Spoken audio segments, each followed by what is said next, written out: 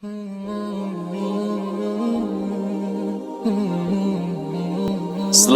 datang di Amazing Quranic Parenting.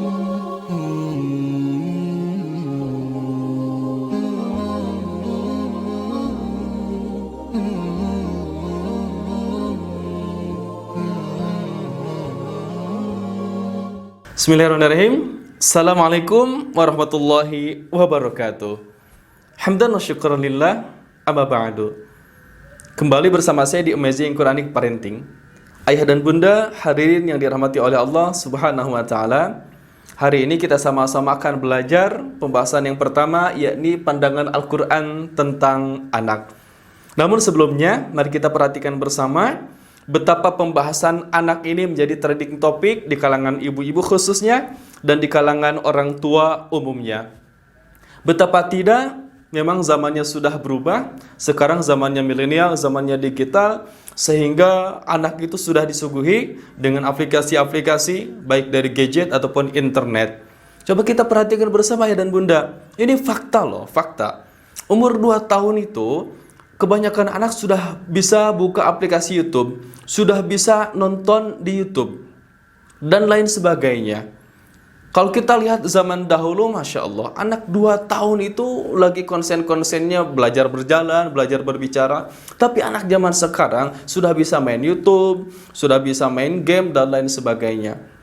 Ada satu hal positif, nilai positif yang dapat kita ambil dari gadget, dari internet, dari zaman digital ini, ketika memang digunakan dengan penggunaan yang baik dan benar dan sesuai umurnya. Karena memang anak 2 tahun itu belum sesuai umurnya. Oleh karena itu perlu kewaspadaan bagi orang tua, dan tentu pendidikannya pun akan lebih sulit. Namun insya Allah Al-Quran menjawab itu semua.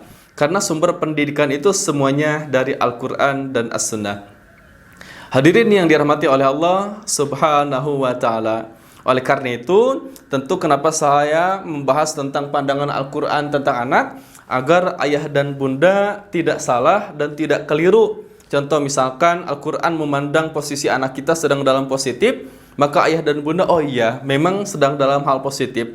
Adapun Al-Quran juga nanti memandang dalam hal yang negatif. Saya katakan dalam hal kewaspadaan. Oh iya, sadar bahwa anak kita sedang dalam kondisi kewaspadaan, sehingga kita sadar dan kita bisa mendidiknya atau mentarbiyahnya dengan tarbiyah terbaik. Oleh karena itu, bismillah, kita mulai pembahasan yang pertama. Nah, mari kita sama-sama lihat bunda, bagaimana pandangan Al-Quran tentang seorang anak. Yang pertama adalah anak sebagai anugerah keturunan. Ini dijelaskan oleh Allah Subhanahu wa taala dalam surah Ali Imran ayat 38. Ini kisahnya Nabi Zakaria alaihissalam. Beliau dijelaskan dalam ayat tersebut bahwa rambutnya mulai beruban, tulangnya mulai lemah, dan bahkan istrinya pun mandul. Tapi beliau berdoa dengan doa, Rabbi habli min ladunka dzurriyyatan thayyibah. Ya Allah, anugerahkanlah kepada hamba, kepada kami keturunan dari sisimu, keturunan yang terbaik. Bisa kita garis bawahi bahwa memang anak itu adalah nikmat keturunan untuk melanjutkan keturunan-keturunan kita, untuk melanjutkan estafet keturunan kita. Oleh karena itu, kata kuncinya, ketika kita diberikan keturunan, maka kita harus mensyukuri keturunan itu. Terlebih dari itu, hadirin yang dirahmati oleh Allah Subhanahu wa taala, bahwa jika kita benar mendidik anak kita, keturunan kita, nikmat itu, maka insya Allah akan menjadi ladang amal soleh, akan menjadi investasi amal jariah yang tidak akan putus-putusnya nanti di akhirat, ketika kita sudah meninggal ataupun ketika kita masih hidup di dunia. Sebagaimana sabda Nabi Muhammad SAW, idza matabnu adama in qata amaluhu illa min thalathin.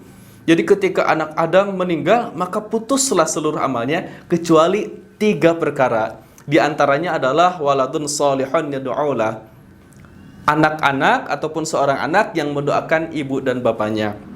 Oleh karena itu, Al-Quran memandang seorang anak sebagai anugerah keturunan untuk dijadikan sebagai keturunan yang solih, hingga yad'ulah, mendoakan kita ketika kita meninggal, dan pahalanya terus mengalir untuk kita semua.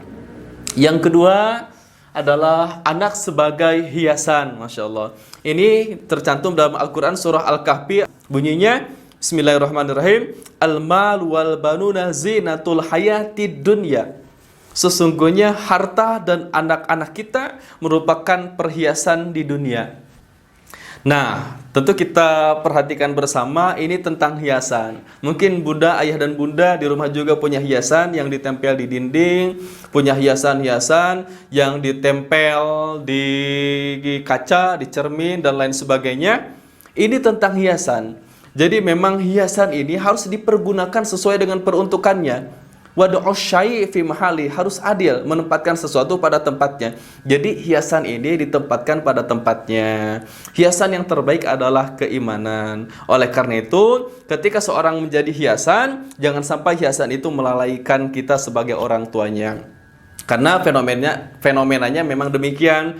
Banyak sekali orang tua yang memuja-muja anaknya. Masya Allah, anak saya ranking 1 loh, anak saya juara Qori loh, anak saya juara lomba ini loh, lomba itu loh. Anak saya, Masya Allah, bahkan diberikan pakaian terbaik, diberikan mobil terbaik, rumah yang paling mewah, dan lain sebagainya. Jadi dijadikan hiasan saja, dipercantik, diperindah, tanpa dihiasi dengan keimanan. Sesungguhnya perhiasan terbaik adalah keimanan. Oleh karena itu, anak sebagai hiasan ini hendaknya seorang anak menghiasi diri kita sehingga keimanan kita bertambah di sisi Allah Subhanahu wa taala. Itu yang kedua. Yang ketiga, hadirin yang dirahmati oleh Allah Subhanahu wa taala, bagaimana Al-Qur'an memandang anak sebagai qurrata a'yun. Ini dijelaskan dalam surah Al-Furqan ayat 74. Ini doa seorang nabi, Rabbana hablana min azwajina wa dzurriyyatina qurrata a'yun waj'alna lil muttaqina imama. Ini doa yang sudah populer di antara kita karena memang doa ini sering kita lantunkan, sering kita ucapkan setiap ba'da sholat ataupun dalam keadaan-keadaan apapun. Mungkin kita sering berdoa dengan doa ini, Rabbana hablana min azwajina wa dzurriyyatina qurrata a'yun waj'alna lil muttaqina imama. Ya Allah, berikanlah kepada kami keturunan-keturunan, Rabbana hablana min azwajina, dari istri-istriku, wa dzurriyyatina, dan keturunanku, qurrata a'yun, yang menjadi penyenang hati, yang menjadi penentram kalbu. Nah, apa sih qurrata a'yun ini? Maka ketika ada salah seorang jamaah bertanya kepada Syekh Hasan Al-Basri, bertanya, "Ya Syekh, apa itu qurrata a'yun? Apa itu cirinya anak kita itu menjadi qurrata a'yun?" Ini perhatikan ya Bunda ya, apakah anak kita sesuai yang dikatakan oleh Imam Hasan Al-Basri atau tidak? Maka apa jawaban Syekh Hasan Al-Basri? Idza ra'aitahu fi ta'atillah. Nah, qurrata a'yun itu ketika sang anak berada dalam ketaatan kepada Allah Subhanahu wa taala, kita melihatnya sang anak itu berada dalam ketaatan kepada Allah Subhanahu wa taala dan kita merasa bahagia, hati kita merasa tentram, itulah yang namanya qurrata a'yun. Indah dipandang mata, menyenangkan hati kita, itulah qurrata a'yun. Contoh, anak kita adalah anak yang soleh, taat beribadah kepada Allah Subhanahu wa taala. Misalkan ketika kita habis kerja ataupun pulang kerja, capek, ketiduran, kemudian adzan berkumandang, Allahu Akbar, Allahu Akbar.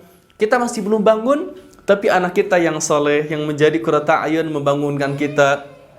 Ayah, abah, sekarang sudah waktunya sholat, ini adzan sudah berkumandang, yuk kita sholat bersama-sama ayah. Masya Allah, maka itu anak menjadi qurrata a'yun.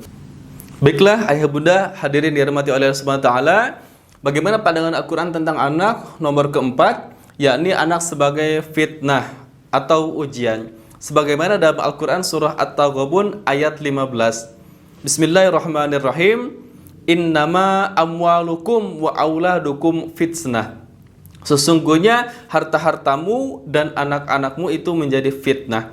Nah, fitnah ini adalah salah satu cara Allah untuk mengecek keimanan kita dengan berbagai macam ujian. Ujian ini adalah anak. Maksudnya anak menjadi ujian agar keimanan kita semakin meningkat. Oleh karena itu, jadikan ujian anak ini menjadikan kita semakin taat kepada Allah Subhanahu wa taala. Ada satu kisah menarik ayah dan bunda yang dirahmati oleh Allah Subhanahu wa taala. Contohnya ini adalah kisah Ustadz Japri Al-Bukhari. Suatu ketika Ustadz Japri Al-Bukhari keluar dari rumah sampai tengah malam, sampai larut malam, barulah ia pulang ke rumah. Padahal Umi Tatu ini sudah menunggu dari jam Ba'da Isya gitu kan, dari Ba'da Isya, tetapi Masya Allah tengah malam baru sampai. Kemudian setelah dibukakan pintu oleh Umi Tatu, apa yang terjadi? Masya Allah, teler dalam keadaan teler, kemudian juga bajunya compang-camping dan mulutnya bau alkohol. Kemudian apa yang dilakukan Umi Tatu? Nah, kata Umi Tatu, ada dua pilihan saat itu. Yang pertama, Umi memarahinya, mencaci makinya, kemudian selesailah persoalan, puaslah hati gitu kan. Yang kedua adalah Umi bersabar dan mengajaknya ke rumah. Apa yang dilakukan Umi, apa yang dipilih Umi? Ternyata Umi milih yang kedua, yakni bersabar. Jeb, Masya Allah, udah pulang nak. Masya Allah, sini, ayo masuk. Masya Allah, dengan senyuman manisnya seorang ibu gitu kan. Masya Allah, kemudian Ustadz Japri diajak, Jeb, ini Umi sudah menyiapkan makanan untukmu, yuk makan sama Umi bersama-sama. Apa kata Ustadz Japri Al-Bukhari? Tidak Umi, saya sudah makan di luar. Ya sudah, kalau tidak makan, kamu mandi saja ya di sana. Umi sudah siapkan air hangat untukmu.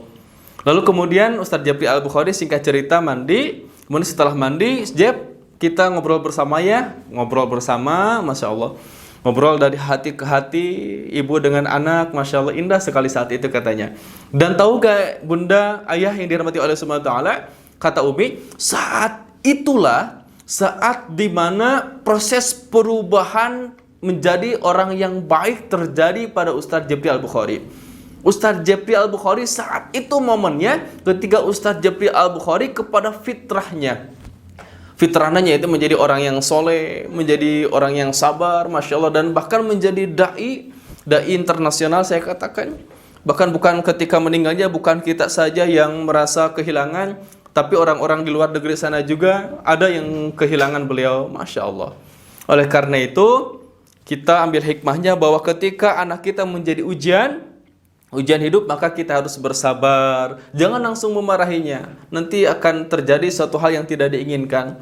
Bisa jadi ketika Umi memarahinya, mungkin Ustadz Japri Al-Bukhari sudah kabur entah kemana. Dan tidak jadi da'i yang Masya Allah yang dikenang namanya. Oleh karena itu, ketika anak menjadi ujian, mudah-mudahan ujian itu menjadikan kita semakin tenang dan semakin bertambah keimanan kita kepada Allah Subhanahu wa Ta'ala. Yang kelima adalah anak sebagai musuh, aduwwun. Ini dalam surah At-Taghabun ayat 14. Tadi ayat 15, sekarang ayat 14-nya. Bagaimana bunyinya? Bismillahirrahmanirrahim. Ya ayyuhalladzina amanu inna min azwajikum wa auladikum aduwwun lakum. Jadi kata Al-Quran, hai orang-orang yang beriman, sesungguhnya sebagian dari istrimu dan anak-anakmu, sebagian dari istrimu dan anak-anakmu bisa menjadi musuh. Masya Allah, adun menjadi musuh. Coba kita perhatikan banyak sekali sekarang ayah dan ibu, banyak sekali sekarang ibu dan seorang anak saling bermusuhan. Ayah dan anak saling bermusuhan. Karena apa? Karena anaknya memang sulit diatur. Contohnya anaknya terjerumus ke dalam pergaulan bebas sehingga menjadi musuh ayahnya, Masya Allah. Contoh menjadi musuhnya, contohnya seperti ini ayah dan bunda.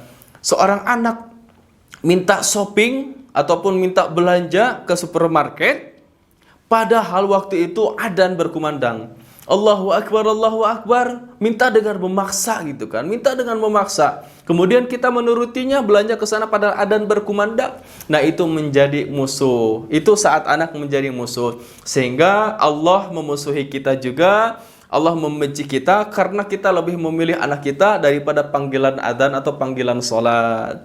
Oleh karena itu, ayah dan bunda yang dirahmati oleh Allah Subhanahu wa Ta'ala, Al-Quran memandang anak dengan berbagai sudut.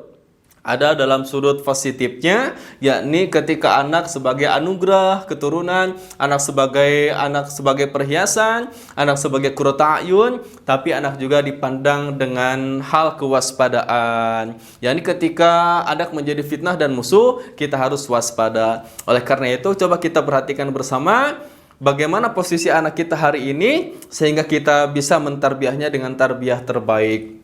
Jadi pola pendidikan anak insya Allah akan kita lanjutkan bersama pada sesi yang selanjutnya insya Allah. Sekian dari saya. Assalamualaikum warahmatullahi wabarakatuh.